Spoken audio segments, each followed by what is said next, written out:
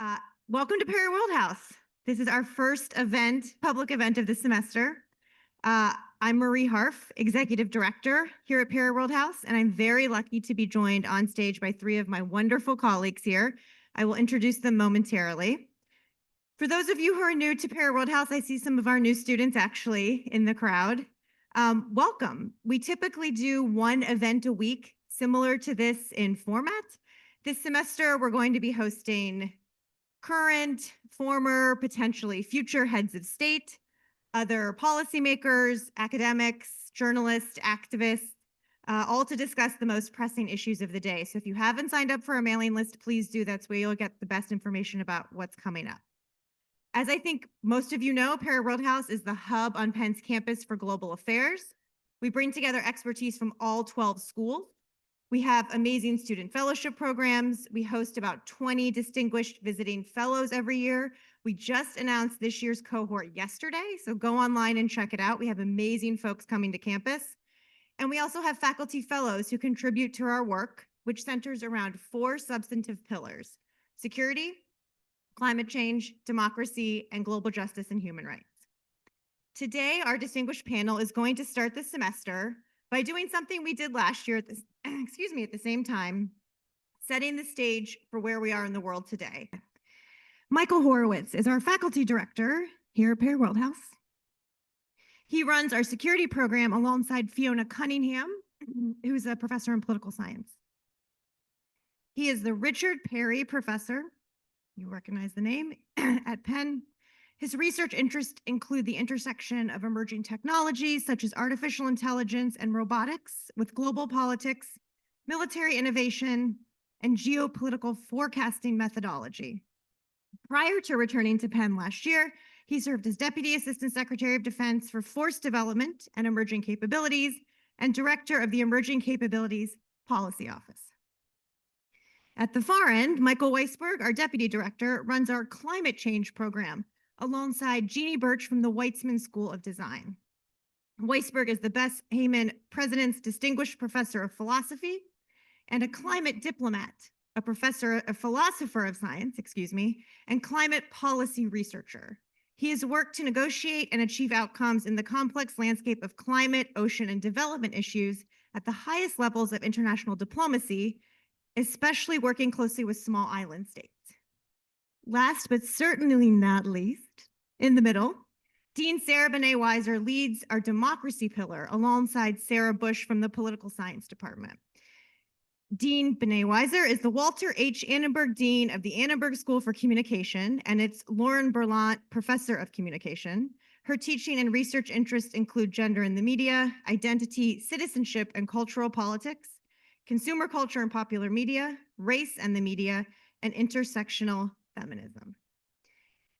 We started the last academic year, as I mentioned, with this same event with you all on stage. I remember sitting here. And I'm going to start by asking each of you a question centered around what has changed the most on the issues you focus on from a year ago today. Last year, we were sitting here in the midst of a global year of elections. The US was about to have a presidential election a few months later. We didn't know the outcome at that point. And needless to say, a lot has changed since then. So Professor Horowitz, I will start with you. I think we need to look no further than what happened in Beijing in the last few days, where the leaders of China, Russia, and North Korea watched a quite aggressive military parade together. We have seen Israel and Iran go to war in the last year, something we all had talked about for a very long time. And of course, we have US troops, picking up trash in Washington, D.C. and Union Station. Your former colleagues at the Pentagon. So what are you feeling good about, not good about? When you look at the security landscape sitting here today as we start this year, thoughts? Everything's fine. Sorry. We're in an incredibly dangerous moment in world history now for a bunch of different reasons. I think the most important of which, excluding one's views of U.S. domestic politics at the moment, involves what's going on with China, actually. But I will turn to that, last. We have war between Russia and Ukraine did not end in a day. It continues, and I think it will continue because President Putin has no interest in ending the war as he didn't previously, and we have massive violence happening there. There's continuing violence in Gaza. The One of the remarkable things about the war between Israel and Iran is people have been worried about this for years, as you know. I mean, you worked on this issue in the government, that it would escalate to a broader regional war, and it didn't, which was actually extremely surprising. Although, like, who knows when like the worm will turn there. But most broadly and importantly, I think no country is benefiting from the chaos in the United States right now more than China. The If I was a Chinese strategist right now, I would be extremely pleased that the global conversation is about America's disorder rather than China's disorder. And I have no doubt that China is adapting their diplomatic and military strategy to account for what I suspect they see as a more vulnerable United States. Now, whether they are right or not is a different question, and I suspect the Trump administration would strongly disagree with that and argue that in fact they will be better at deterring China than the Biden administration was. But what we saw at that parade in Beijing was a confident great power, not a rising power, not a future power, not a like decades from now, they're a competitor power, but a no kidding great power that is increasingly confident in its ability to use advanced military capabilities, whether, like old fashioned missiles and bombs or newfangled AI enabled capabilities to try to shape the world. And to me, that is something that is essentially right now never in the headlines. One of the things that's, obviously, like we see, if you go to the, whether you pick your poison, whether it's, Fox News or CNN or the, New York Times or Washington Post or, whatever, the a thing you do not see in the headlines that often, if at all, is China. But it is there nonetheless, and we can talk about like trade deal issues surrounding China if folks want, but the continuing rise of China's military power and the increasing confidence that China has that its strategy will work is, I think, a huge under the radar trend that is shaping global politics. I have a feeling a lot of our former colleagues in government are looking at every one of those, quote, new weapons China claims to have showed off at this military parade they had over the last few days. And if you haven't seen the photos, it's extraordinary. Anybody wants to nerd out about the uncrewed bomber that it looks like they demonstrated that looks like Stealthy 2 from the shape, like, happy to chat. Yeah. But sorry. Find him after. But it is extraordinary that Kim Jong-un, Vladimir Putin, and Xi Jinping are all on together watching this. Yeah, I mean, this It's extraordinary. this like axis of upheaval, as I think our We're calling it. our friends at CNAS, I think, Yep. Right. wrote a report, or I think it's been, I mean, the phrase is like out there at this point. But during the late Biden administration, there was this concern that a set of autocratic states were increasingly working together, and that this cooperation started with supporting Russia in the context of the war with Ukraine, but was expanding beyond that. Like, we saw that with North Korean troops moving into Ukraine, with Iran's like massive pipeline of one-way attack drones and other systems going to Russia, with all the varieties of military assistance that China has or has not, or depending on what you exactly believe about that, to Russia, and saw them beginning to think about what an alternative would look like where they could cooperate more and use that to bolster themselves against the United States. Because what they saw, and again, like, someone from the Trump administration would disagree with this, what they saw was a world of mostly Democratic allies and partners that were increasingly working together and thinking about, say, like, what an arsenal of democracy would look like together, and thinking about how to more effectively trade and reindustrialize together, and thinking about a bunch of those different things. And the And now the axis of upheaval, I think, is feeling pretty darn confident. I mean, after all, like when South Korea's president came to the US, what was that, like last week? I don't know, like stuff happened so like quickly. Like he's like sitting in the Oval Office and Trump's talking to him about like how much he likes North Korea's leader. Like that's gotta be a rough moment for South Korea. Yeah, we're certainly in a new moment. Michael Weisberg, I want to come to you. Of course, you work on climate diplomacy. China plays a huge role there. This year, we have the 30th COP conference that will be in Brazil. Um, with the US, we don't know if the US will send a delegation. We don't know who will be in part of that delegation, but I would think it's fair to say with the US not playing a leadership role.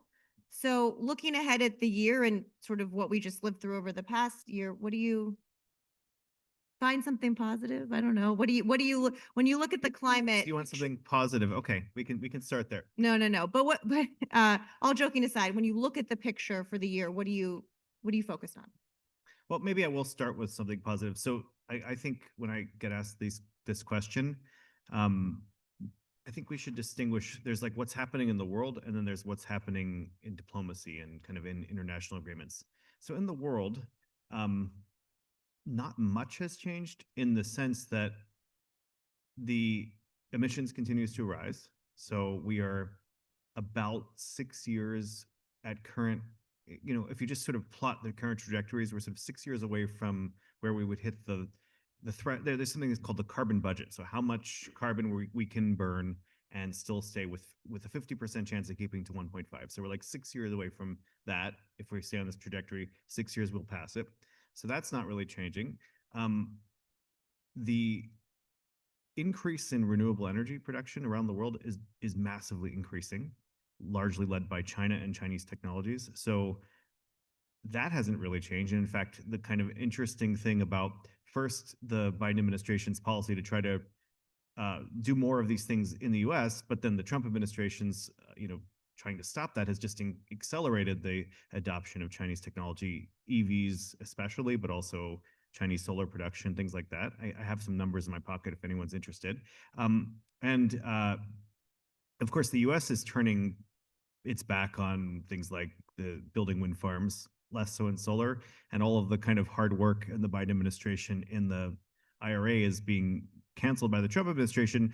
But in some sense, from a global perspective, the U.S. was starting to be a small player anyway in terms of its own production of fossil fuel based energy. And there is, it does really matter what the US does for lots of reasons, but it's not like it's the major emitter anyway at this point. And that's really in the emerging economies. So in some sense in the world, the trajectory I mean, believe me, it's terrific. It was horrific before, it's horrific now. But the changes that we're seeing, between now and last year in terms of the physical world that actually exists out there are not as dramatic as you might expect. So if you think that hope was not lost before, hope is not lost now. If you think we're cooked before, you probably think we're cooked now. It is very encouraging. Yes. But I will say, Good job. I mean, that I'm trying to be encouraging. Now, in terms of the diplomatic situation, I think it's very different. So, COP30, as Marie said, it's coming up in Brazil. Brazil is an interesting player in that it's a very large economy. It's a major industrial economy. It has historically tried to not be particularly aligned with either China or the US and tried to do its own thing. One of the things that you could see sort of, and I assume this is true in lots of areas, but definitely true in climate diplomacy, is that the kind of outer bound guardrails, if you want to think of them as guardrails, so just the outer bounds of what is possible, was sort of set by, let's just say from the point of view of climate action, bad actors like the PRC, like the petrostates like Saudi Arabia, on one hand, and another kind of another, let's say, strong actor, the US on the other hand, because it took kind of one bully to be able to stop another bully. So sort of like that set the outer boundary of what was possible so that more progressive countries, including the UK, the EU, sometimes Australia, could kind of like work with vulnerable countries, so like the islands, like Latin American countries, to try to push climate action forward. So there's this kind of nice, everyone had their role to play in that the US was sort of out neutralizing China and Saudi Arabia while the UK and the EU could kind of work with the smaller countries to try to move things forward. And it worked pretty well, actually, the dynamics. And until Trump, it was more or less bipartisan. I mean, obviously, there were high points for climate action under Democrats and lower points under Republicans, but there was still a sense, that we should have action here.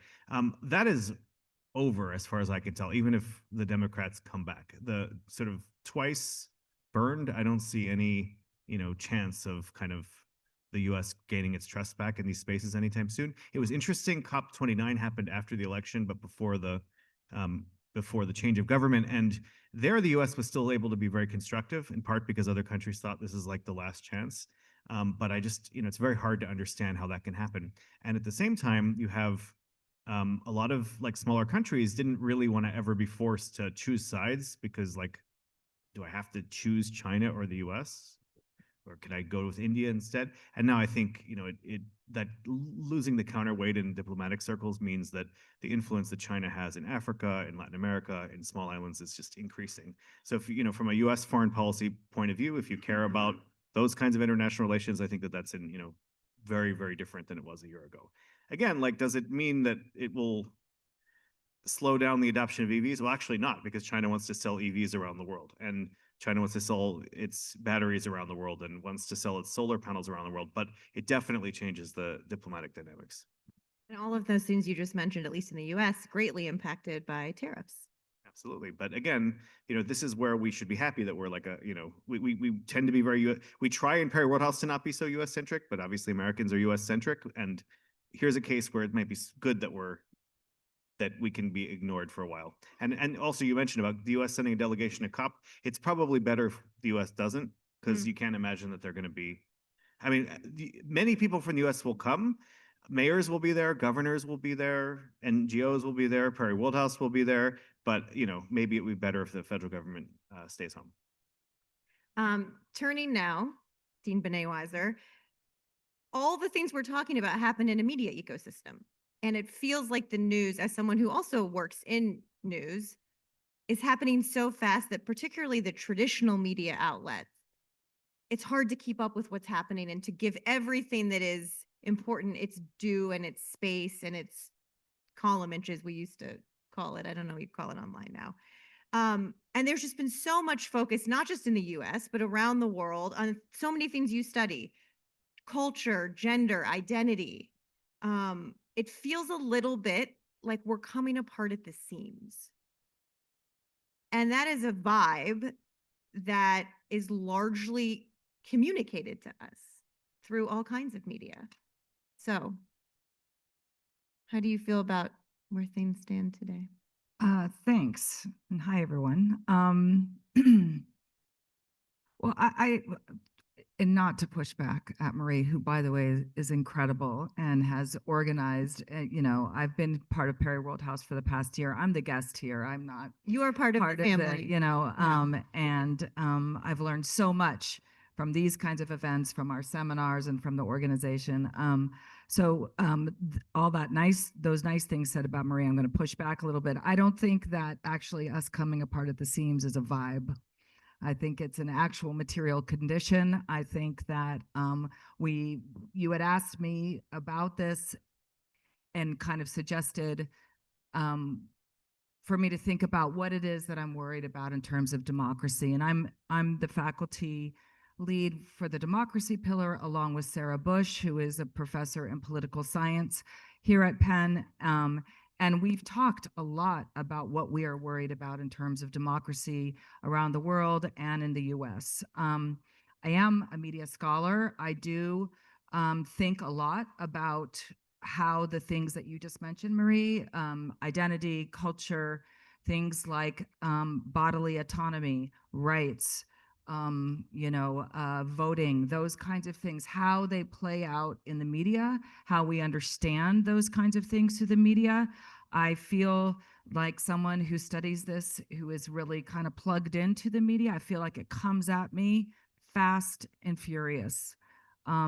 It feels relentless. It feels chaotic. It feels like a lot of the stuff that I work on is US based. Although being part of Perry World House has also allowed me to explore outside the US, but it feels like a devastating backslide. And so I've been thinking a lot about what that means. Is it a backslide? What kind of backslide is the media ecosystem? Um, it's been I've for decades have enjoyed this position of privilege, and I will argue with anyone that being a professor at the University of Pennsylvania is a position of privilege. We get to talk about democratic ideals. We get to debate them. We get to deliberate over them. And we're comforted by academic freedom and freedom of expression. And when that feels like much more than a vibe, the sort of coming apart at the seams, it makes me worry. It keeps me up. It wakes me up at 4 o'clock in the morning. These are the things that I'm worried about. So as a media scholar, I think a lot about how people receive and understand information. I do think that a democracy depends on an informed collective body of people, right? And that we need to have our information. We need to have the news. We need to know what's going on in the world. And lots of people at the Annenberg School study this kind of thing: misinformation, disinformation. All last year, we had seminars here at Perry World House about these kinds of things, how it impacts, how the media ecosystem impacts the very real material, economic, and cultural conditions in which we live. Again, things like our rights, bodily autonomy, freedoms, right? How do we understand that? And it is clear, I think, to everyone, right? You know, regardless of how often you spend on a social media platform, or reading the news, or listening to the radio, or watching TV, it's clear that we are living in a time where the media landscape is making it much, much harder to make informed decisions. It is making it much, much harder to tell the truth from the fake. It's making it much, much harder to know how we are supposed to inhabit a world that is increasingly shaped by AI. And that's not even a negative thing to say about AI. We just need to know how to do it. We need to know how to live in the world where we should take a second when you're on a website and it asks you, are you a robot? What does that mean? Why are we there? What do we do with that kind of information? So I think it's an existential issue on many different levels. I also think that it is an issue that many media scholars in my field, scholars that I have tremendous respect for, focus a lot on how to get back to a time when communication and media were somehow, I don't know, more true, more transparent, it allowed us to be more informed. And I think that actually that's a dangerous position to take. I think that there is a certain lack of imagination when it comes to the failures of contemporary journalism. And I have tremendous respect for journalism. I'm the dean of a communications school where we study journalism, and many of our students are student journalists here at Penn. Many of our faculty have been reporters and worked in the media. So I have a lot of respect for journalism. And I think that we're in a moment of failure. And we have to think about what that means. Mike, you said just in a minute ago, pick your poison when you talked about the media. And then you listed the New York Times, the Wall Street Journal, the Washington Post. And I'm not even critiquing, but if we're thinking pick your poison to mainstream media, what do we do about it, right? What do we do about it? They are failures in many ways. We get our news not just here in the United States, but all over the world. We get our news from news outlets that are owned by billionaires who are often tied to politicians.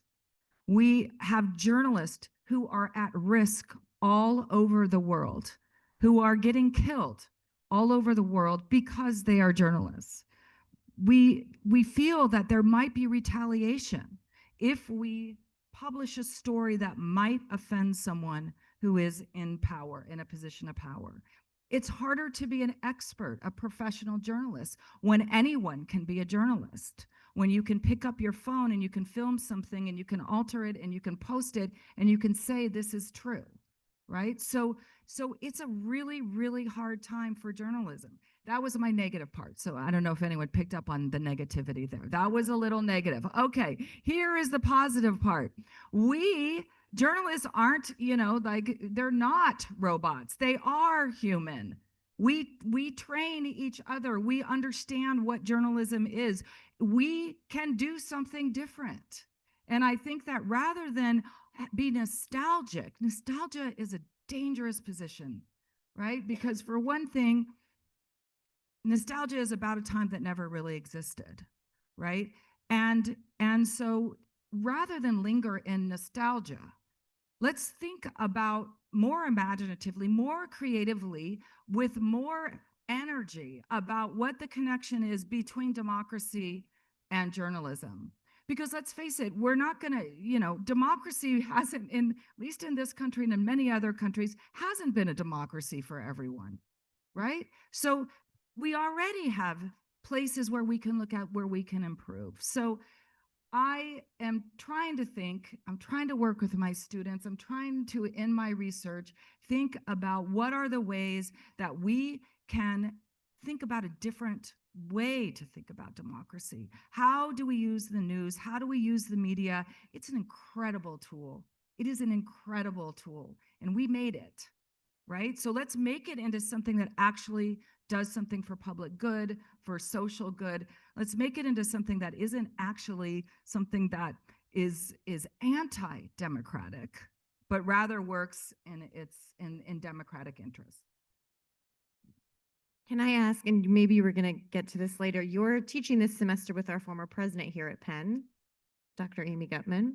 I am. Which feels like a tall task for anyone to stand next to her in front of a classroom, given her. It is. I'm sure. Can you say a little bit about, I mean, everyone, they're all teaching, but can you say a little bit about your class with Dr. Gutman? Sure. So this is a class that we've never taught before, that both of us thought neither of us have to teach. In fact, Amy's on sabbatical, I should say. She's doing an enormous thing. So neither of us have to teach. But there was a moment over the past year where we really thought, what is it that we can do? And it's part of what I just said. I really want to think about how to be creative and how to use imagination. And I certainly don't have the answers. And I think that I could possibly find the answers in, a group of super, super smart, dedicated Penn undergraduates. And so we tried to think about what it is that we wanted to do. So we created this course that's called The Art and Ethics of Communication in an Age of Crisis. And we are thinking in that class about core values of not just Penn, but of democracy, truth, believability, deliberation, education, those kinds of things. And so I taught this morning with Amy, and we talked just this morning about the ways in which democracies depend on deliberation, but that deliberation itself involves many different kinds of things, from believability to resources to accessibility, and it requires patience and investment and work. And actually, again, back to the privilege of being someone who can teach at Penn, to be able to talk to students about what that means and have them give us insights and for us to learn from them about that. And a student came up to me at the end of class today and said, how do we get there? How do we change deliberation? How do we make deliberation or the media or journalism work for us in a democracy? And again, probably disappointing him, I don't have the answer to that question. I'm searching for the answer to that question, but I did say that I think it's really important, and I do think this is really important in this moment, and both Michaels on either side of me talked about the sort of position of the United States globally and whether or not it's a good thing for the federal government to not be invited to talk about climate change, or to think about how it is that, you know, there could be people in the world who are looking at the United States and thinking, well, thank God it's not me this time, right? That this is, you know, that those are the kinds of things that we're thinking about. That when this student asked me this question, what I said to him was that we need to remember history.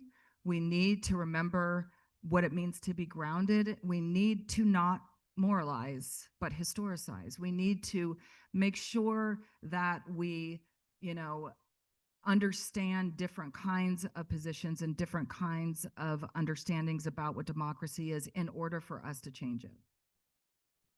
I want to pick up, and I'm going to ask some questions, but then we're going to go to the audience. So please start thinking of your questions. And on Zoom as well, we have a staff member looking at your questions. So please submit one. I want to pick up on the really interesting comment you made about nostalgia. And I think there's a lot of people who work in all of our fields who keep thinking about how we go back after this moment, no matter who is elected president in 3 years. And then there's a lot of people saying we can never go back. We can never put the toothpaste back in the tube. And Mike, I think this comes up a lot on security and a lot on sort of global world order and the US leadership role. And I know you've thought a lot about, okay, what does the next phase look like? Not how do we get back? So can you say a little bit about how you're thinking about that? Yeah, absolutely. I mean, I think that there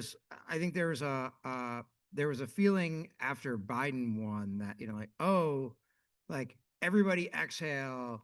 Now it's over. You know, now America goes back to being normal on the global stage. And so you saw then in the Biden administration internationally, lots of diplomatic and military re-engagement with lots of countries around the world. And the one of the really interesting things is I was like serving in the Defense Department and spending some time talking to, you know, various allies and partners as part of my role there. Is one of the things that would frequently come up is them saying, like, not us, sort of them saying, you know, like, all right, like we're working on this thing together, like this is all great, like FYI, if Trump wins again, we might start thinking about this differently, because we might start thinking about the reliability of the United States as a security partner differently in a world where, say, the United States is more focused on the trade deficit than the, you know, security value maybe that a country brings in the Asia Pacific, or the United States is more focused on the trade deficit than something else with maybe a country in South America. And so this sort of came up frequently, and what it means, I think, is that countries around the world are now going to reevaluate one by one the stability of the United States as a security partner. In that, even if after this election, say you know say a Democrat wins and that Democrat comes back in and says, sort of like Biden did in 20, like, oh, it's now like forget that, like let's just move on and like go back to the way that things were. If you were the leader of a country, whether frankly it is a sort of more further away kind of partner of the United States, or even a close partner, like say in Australia or a France or you know, Germany or something, you might start thinking about these things differently, and that might have a lot of consequences. As for example, countries like Japan and South Korea make choices about, I don't know, maybe if the U.S. isn't so reliable, maybe we should be getting nuclear weapons. Or, you know, maybe there are, you know, and we already see the effect of this, and though frankly, I think this is actually a pretty good outcome of you know, massive European reinvestment in their militaries. And look, let's give the Trump administration credit where credit is due. US presidents and US defense secretaries have been attempting to generate this behavior out of European countries for 40 years. And it is now happening. So frankly, the Trump administration like deserves some credit for that, but that's going to be a very different world. A world where Germany is now investing with really real defense dollars, where let me use that as a hook to say that the former vice chancellor of Germany is actually visiting Perry Worldhouse for a month in October, November, and so we're going to be super excited to put him on stage and talk about some of those like Several kinds times. of issues. Yeah, exactly. And the and but for every country around the world, I think is now rethinking what their relationships will look like, not just with the United States today in the context of our trade negotiations now, but even if you get a different US administration in the future, what this shows about what is possible in the American politics of the president will lead to very different security choices potentially among even very close allies and partners. So have major consequences for security relationships, nuclear proliferation, et cetera. So maybe I'll jump off of that. So look, just maybe try to like look at a kind of somewhat non-U.S. perspective. So first of all, like a consequence of the other side of Germany spending more on defense, the money's coming from what they may have spent on development assistance, on putting money into the green climate funds and things. So whether you think this is a good thing or a bad thing, it's not just the U.S. pulling away from some of those other kinds of commitments, both in development, environmental things, and other things. And Right. and Budgets others. are policy, right? Sorry? Are you budgets? Budgets are policy, and also dollars, euros, finite, and you can call things dual use, but ultimately things move around. We used to say in the Pentagon that strategy without budget is just words. Yes, every department chair at this university knows this too, right?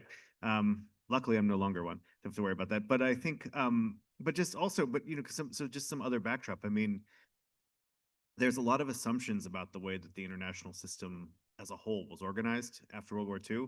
So there's a set of international financial institutions, the Bretton Woods institutions. There's the kind of security and peace umbrellas that the UN, in incredibly flawed ways, but tried to do. There was NATO. So all of these things are kind of coming apart at the seams, partly because of the US and because of Trump, but also just there's a lot of stresses in the world. And the rise of other countries and the power that they show and the lack of interest in those systems in those countries, in part because the systems were never particularly helpful to them. This is an issue. There was a really interesting article in Foreign Affairs in this current issue about how basically what the US has done to a lot of other countries for many decades is now getting done to the US. And so what I think you see kind of more globally is it's like a lot of these institutions just becoming weaker. And so at that kind of more global level, a good scenario, just jumping off of what Marie said, like we can't put the toothpaste back in the tube, like a good future might be different kinds of international arrangements. And we're already starting to see this. Some people use the term mini-lateralisms, so meaning like groupings of countries that don't try to include all of them. This is certainly true in kind of my world and the climate world. Part of the reason that action is slow is because you're trying to get almost 200 countries to agree. Well, maybe you don't need that. In fact, maybe the only countries that you really need to agree are the emerging economies that are responsible for most of the emissions. And same thing in a lot of others. I also think that we've seen in the climate space, but I think we'll see it now in others too, is diplomacy happens not just at the nation to nation level in a kind of UN setting. You see a lot of subnational diplomacy, which has been a big theme at Perry World House, really starting the last Trump administration, the role that cities play, the role that governors in our context can play, the role that non-government actors altogether, the role that corporate actors can play in these spaces. If IKEA makes a move in climate space or Walmart makes a move in the climate space, this is a bigger move than almost any country could make themselves, right? So I think one of the things that you're seeing is that kind of a shift. And one of the things I think we hope to do at Perry World House, and we invite all of you to be part of this, is to actually think about what that future could look like, because it isn't going to look like the past 80 years. They say if you've ever had wilderness training, especially in Australia, they say, it's A, B, C, D, E. The A is accept. You kind of just have to see where you are. The Australian version is the B is boil yourself water for a cup of tea. And then then it goes on to planning from there. But I like the idea, like you can't, nostalgia is not helpful here. For one thing, Sarah, what you said is true. The system has not been good for everybody, for every country, for every person, but also like we don't have that system. It's over.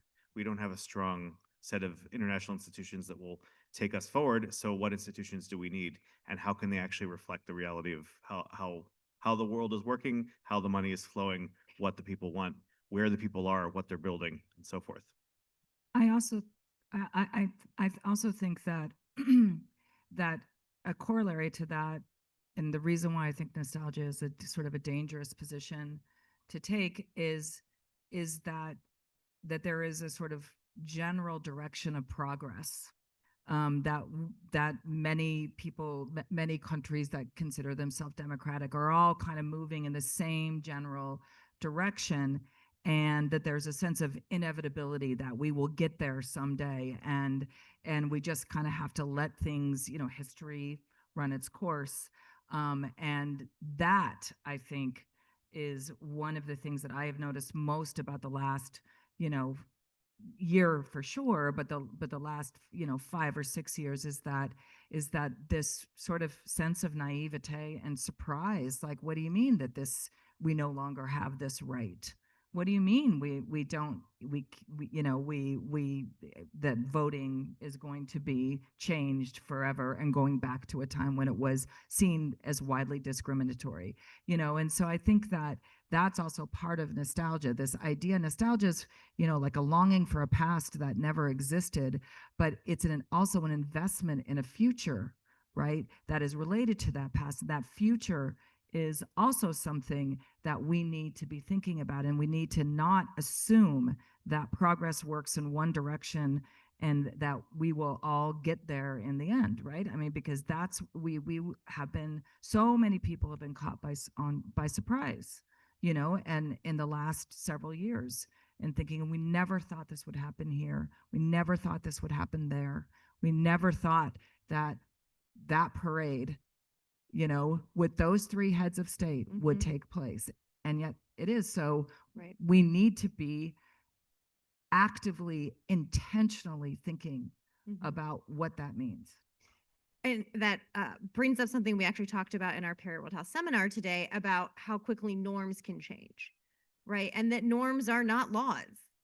They are suggestions. They are, I don't want to use the word vibes again, but that norms are not inflexible. I know I'm never going to use it again. I'm going to wake up at 4 a.m. nervous about it. And we should mention, we don't have a pillar lead up here from our Human Rights and Global Justice program for scheduling reasons, but it's led by Beth Simmons and Zaid Rad Al Hussein. And one of the issues we're working on there that's related to some of this is migration. And we were talking today in the seminar about how much border hardening and walls going up, and how norms and how that's correlated with violence at borders and against migrants and immigrants, and how in something like this issue, the norms have changed so dramatically. And Sarah, I actually want to ask you about this. You can see it sometimes most acutely in the media and in the culture and the way, if you look at ads, not just for ICE, but for other countries, immigration enforcement, border officials, right? You see some of this changing in how we talk about migrants, and it's an othering, right? It's an othering. We protect us.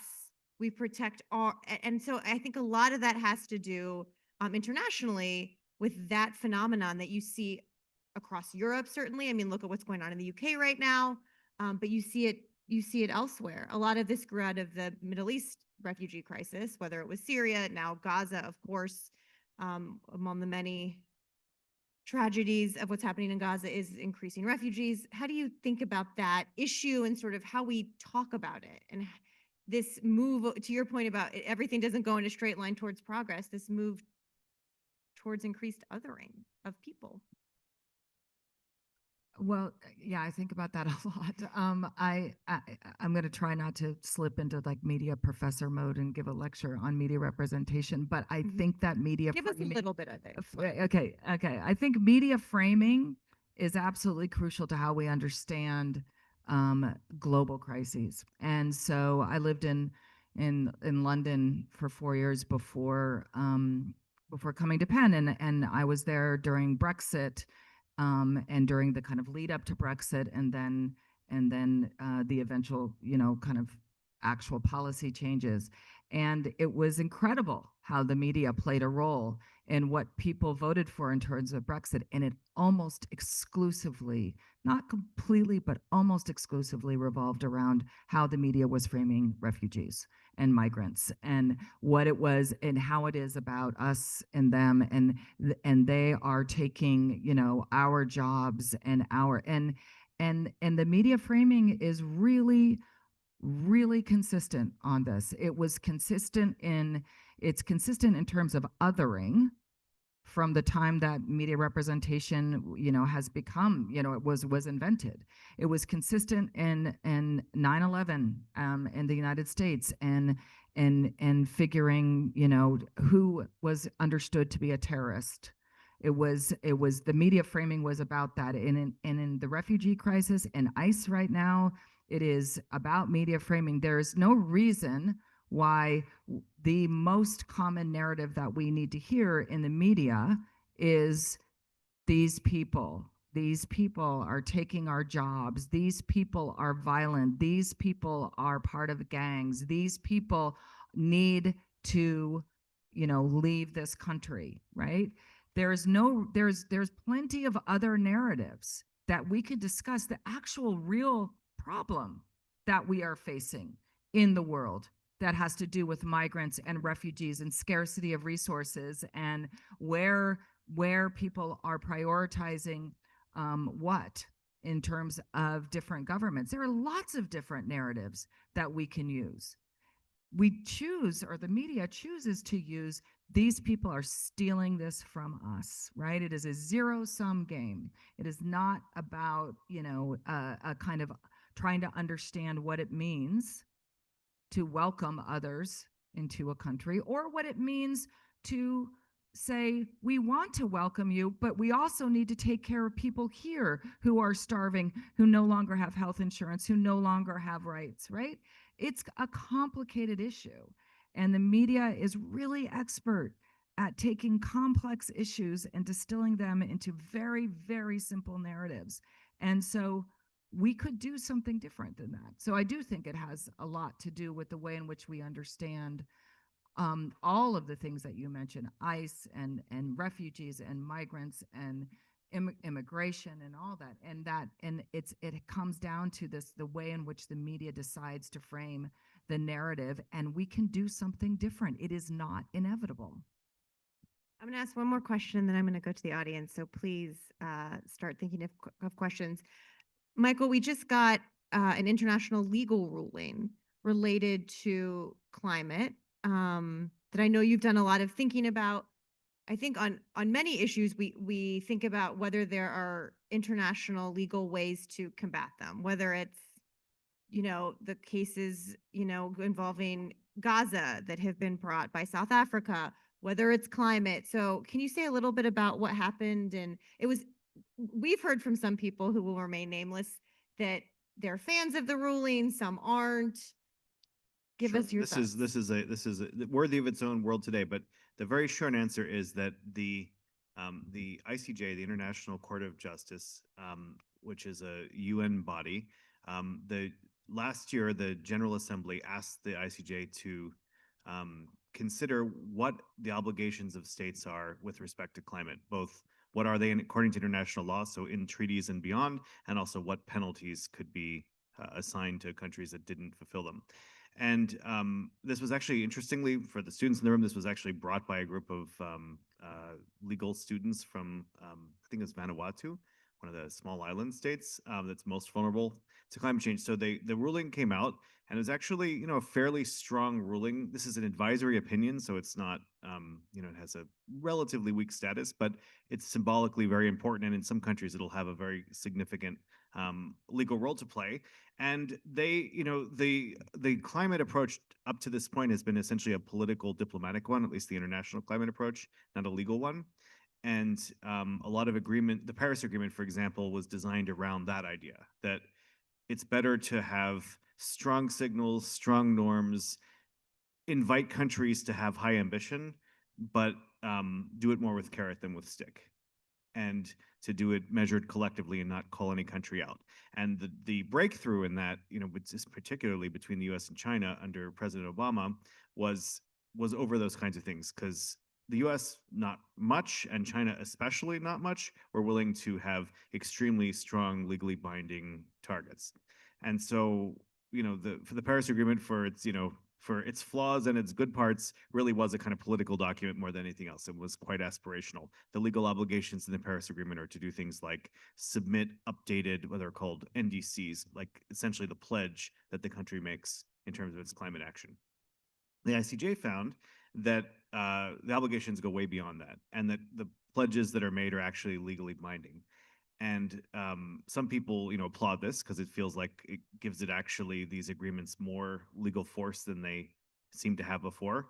And the other side of is people say, well, that will actually discourage ambition because if a country knows that the pledge that it makes is now not just aspirational and a strong signal that it's sending, but actually something that they can be held legally accountable for, which in some countries, will be more significant than others, and they can be sued over it, they're going to just lower their ambition because they're making a pledge to begin with.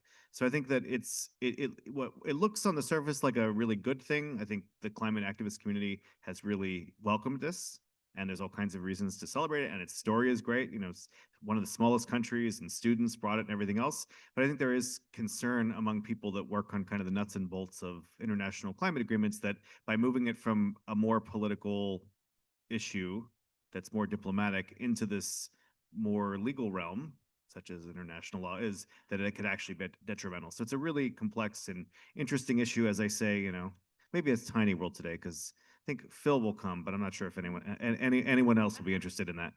Thank you. If it feels like I'm jumping around a lot, in some ways I am, but there are through lines, which we'll talk about a little bit later, but it's also indicative of the breadth of work we do here at Para World House. Again, for those of you who are new, we do a lot of cross-pillar work.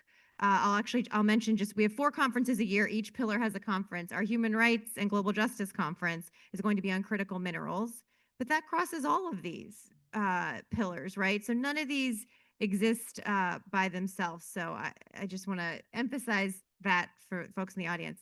Who wants to be our first question of the year? Yes. And to my colleague Tom Hill will bring you a microphone that is now on. Thank you. So this is a question for Dean Benet Wazer. To first introduce myself, I'm Andy. I've been a student journalist for the last 3 years. I'm currently a first year.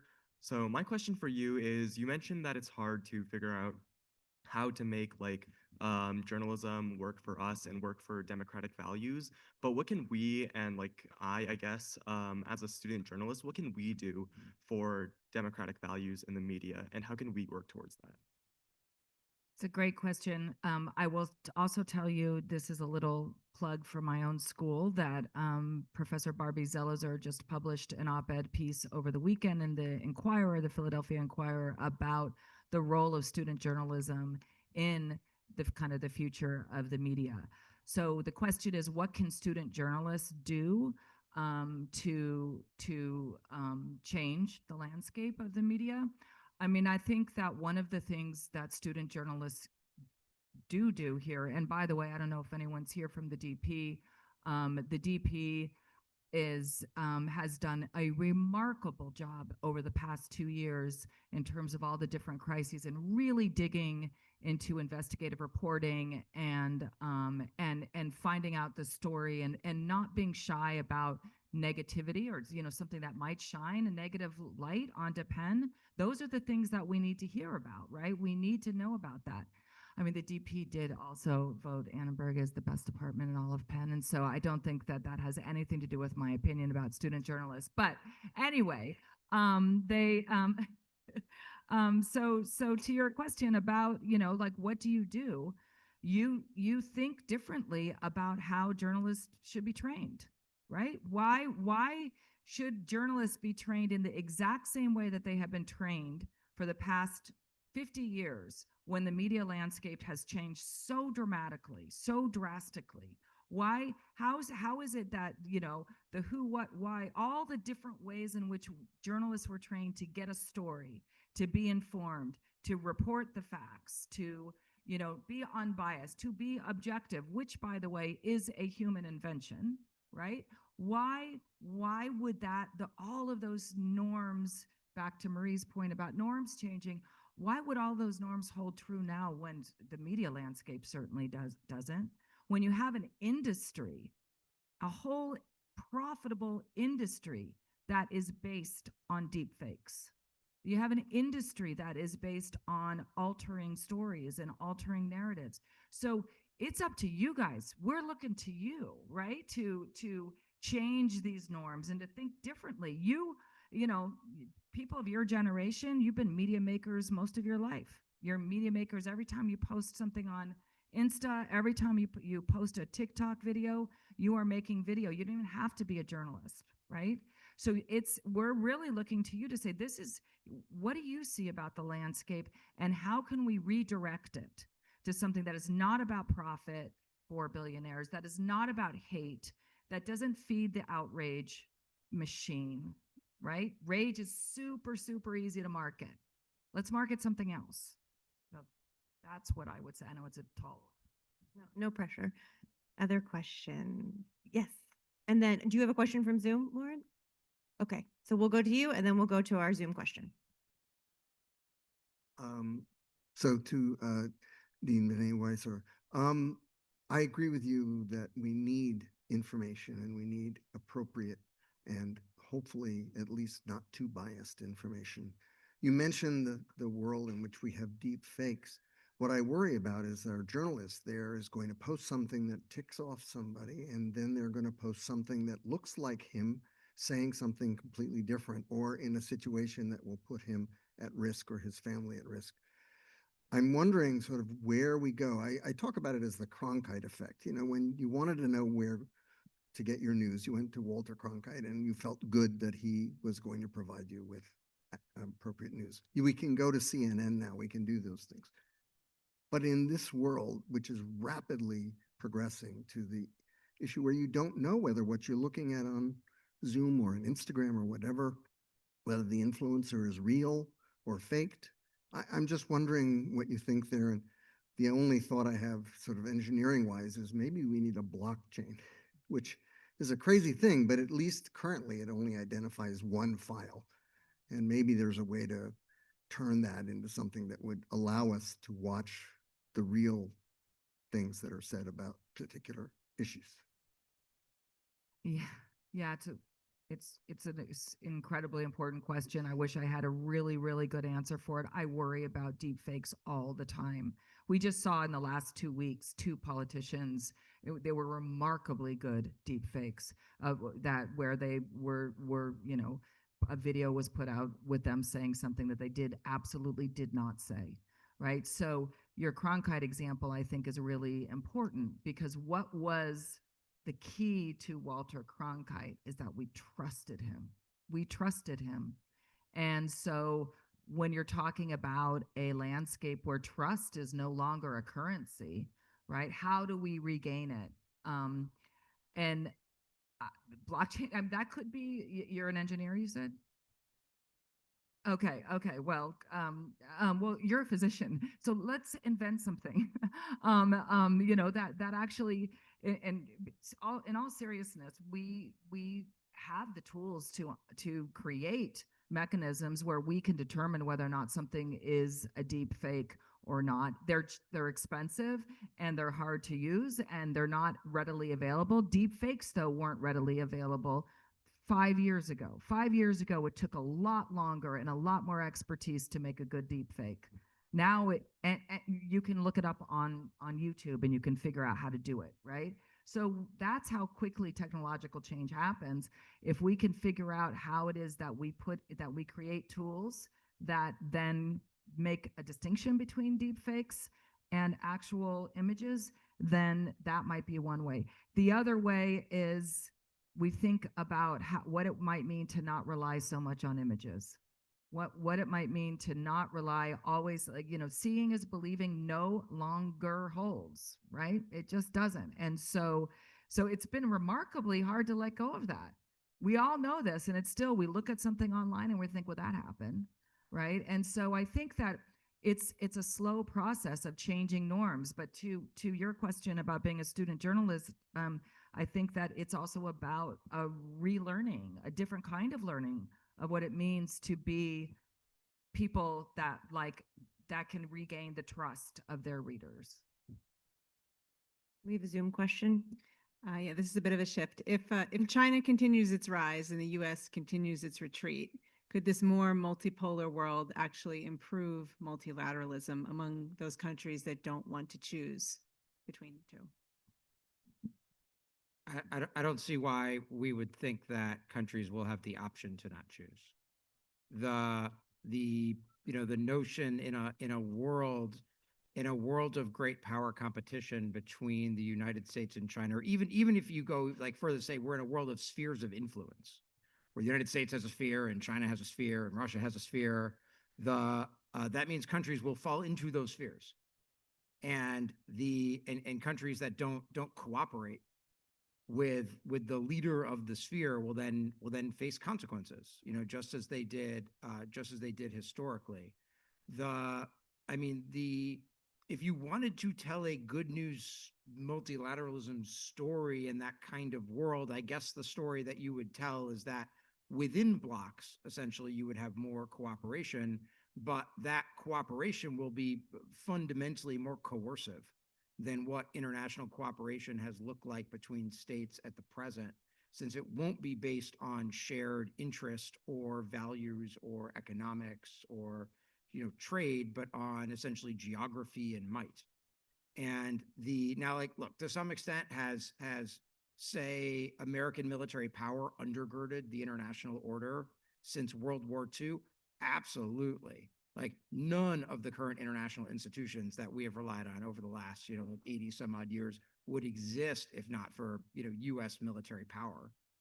But in a really more competitive U.S. China world, I think it's a world that's much more beggar thy neighbor, and where country whether smaller wealthy countries like Singapore, whether say like a country like Botswana or a country in South America, will all have to choose, and everybody will pay.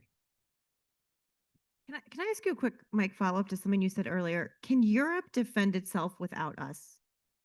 Not right now.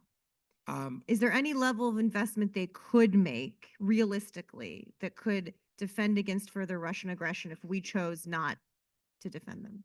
I mean, it depends on how you really want to think about this. At the far limits of this, it depends on how you want to think about what nuclear deterrence would look like in a sort of with a withdrawn America. You would still have, and if you presume that France and the UK continue investing in their nuclear arsenals, like for example, I think that and I have no evidence to support this. So if the UK has announced something different, like call me wrong, but I think that there have been soft discussions sometimes, but like what if the UK like drops down a little bit from a nuclear perspective? I think that's probably a lot less likely now. And so with nuclear deterrence as a backstop, then a much more conventionally capable Europe, certainly if they are working together, would have a much greater capacity to defend itself against Russian aggression. But military capabilities don't appear out of thin air. Even in a world of cyber capabilities, even in a like a magic beans of artificial intelligence world, Drones, all the things you work on. yeah, I mean, it's still, even if you wanted to build the robot army that I frankly think the United States should build, although I published that like a lot of times, that's not like a new statement for me. You could disagree, it's fine. But it takes time to build that and to develop the industrial base to be able to do that. And there's going to be a gap between what Europe envisions and now. But I also think the Europeans imagine that the United States will not be totally gone. And these are conversations that'll be negotiated, and that President Trump hasn't talked about, or has talked about as much, something like withdrawal from NATO, I think is something that has been mildly encouraging to many Europeans, although they're frankly nervous enough, again, that they're dramatically increasing defense investments. I just wanted to add a small thing. I mean, I don't and couldn't really possibly disagree with Mike. Wouldn't have the expertise to do it, but there is another dimension, I think, of the other way that the United States had a lot of dominance, of course, is financially, not just like the actual money that we spread around, but controlling the international financial system. That's a great point. And I think, whereas like it's pretty clear that military-wise, the sphere of influence picture is going to emerge.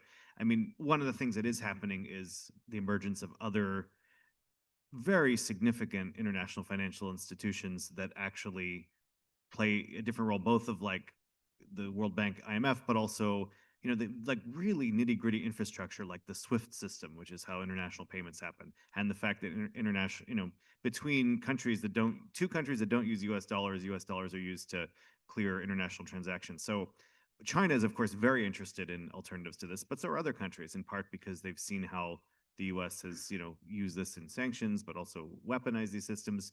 So if you wanted to actually think about a more, try to begin to think of a story of different kinds of diplomacy, multipolar world that's a little bit less spheres of influence, you might start to see it in some of these kinds of systems. So the BRICS countries tried, they did create a like a smaller version of the World Bank, of the BRICS Bank. It's not super successful, but it does exist. You could imagine not short time scale, but medium time scale, the rest of the G20 that's not the G7 as they increase in strength and money and military capacity, having the thing, there's a lot of dynamics. Also, right now China is dominating Africa because it's minerals and the strategic importance of this, but that could change. Africa itself could organize. Indonesia has I don't, what is it, 280 million people. So India is a very large country, which today has to align with China, but in the past wasn't particularly interested in doing that. So I just think there are a lot of other dynamics that kind of, yes, maybe the two big spheres of influence at the top, but there's, I think, other things, kind of the next level down that are definitely relevant to this picture. Will be worth watching, I think. What's happening in India is actually super fascinating. India has made a huge bet over the last couple of decades in not as strongly as the United States would like, but sort of in the United States and an inching toward the United States because of their concerns about China. Now the very rapid deterioration of the U.S.-India trading relationship is forcing India to reconsider that move. I mean, and that has been a rapid, relationships don't often fall apart quite so quickly in the international world. Other questions? Yes, back here. So just in thinking about how certain technologies, mainly smartphones, the internet, and similar technologies have really changed the world and how people exist, for better or for worse. I think that those technologies enable a certain few, and then they kind of come as a disadvantage to many people in terms of thought patterns and becoming distracted by the overwhelm of media, and just the changing landscape of how humans think and exist in these technologies. What do you think about, across all of these pillars, since I think it's all relevant, how we can maybe teach people, everyday people, to exist in the internet age, and make that accessible so that it's more of a tool than a disadvantage in relation to media believability and beyond that? Go for it.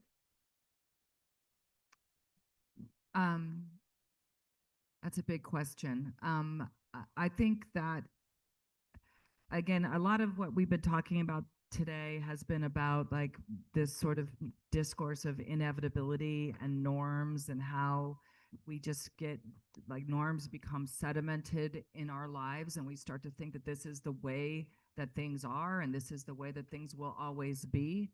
And I know that I start to sound like a broken record here, but if you have a media platform that is basically a monopoly on information, wouldn't you expect that media platform would be producing content, regulating content, distributing content in the interests of the owners of that platform? In other words, Mike and I last year, we were just talking briefly upstairs that we were talking last year about China and TikTok, because if you remember, there was this moment, where TikTok was going to be banned from the US, and then it wasn't banned from the US, and then it was going to be banned from the US again. Well, Congress did actually pass a law that has not been enforced. It just hasn't. We just are pretending like it doesn't exist. Yeah, Still a Chinese propaganda tool. yeah. Anyway, Yeah. go ahead. This was our argument, Yeah. but anyway, but we willingly allow giant media companies to buy and sell our data. We willingly allow that. We don't insist on maybe thinking differently about content regulation or content moderation. In other words, if we want to change the thing, what you're asking for, let's think about what it means to have public media. And I'm not even talking about like, the kind of, again, to not be nostalgic about public media in the past, but let's look at how public media has worked for democracies outside of the United States, right? Let's see how, a media system that is not driven by profit and profit for a few, right? How that can work. We have all the tools. We have all the technology, as you were saying. And so I think that part of the change is just allowing ourselves to be shaken up a little bit and allowing ourselves to think, what would happen if we didn't have that? What if we couldn't do that? How could we do it differently? And I just feel like it feels too huge to most people, because it is huge, but we can't change it. And to not be paralyzed by the crisis, because I think it can feel very much like that. In the last minute we have, I'm just going to say a word about the 4 pillars and the work this year we'll be doing. So we have 2 conferences in the fall. Security will be doing a conference on AI that Mike will be running. Michael Weisberg will be running our conference on climate, which is focused on governance this year. We will also be doing a number of events at the UN General Assembly in New York again. In the spring, Democracy will do a conference on gender and democracy. And that covers not just issues of getting more women to vote or involved, but how gender identity is used politically. We've seen that in the United States and around the world. You just look no farther than Penn's campus to think about some of these issues. And as I mentioned, human rights and global justice, we'll be doing a conference on critical minerals. Different aspects of it, including how it affects indigenous populations, including how it affects climate, security I was gonna say cooperation, but competition actually was the word I was looking for. So those are big conferences, but like I said, every week we will have events. Next week we have an event featuring Ivan Mawarwiri, a former political prisoner who will be telling his life story. He's a brilliant speaker who has a book out. The first 50 people who come get a copy of the book. And then we're off to the races for the rest of this semester. So thank you all for coming today. We hope to see you at many more events at Perry World House throughout the year.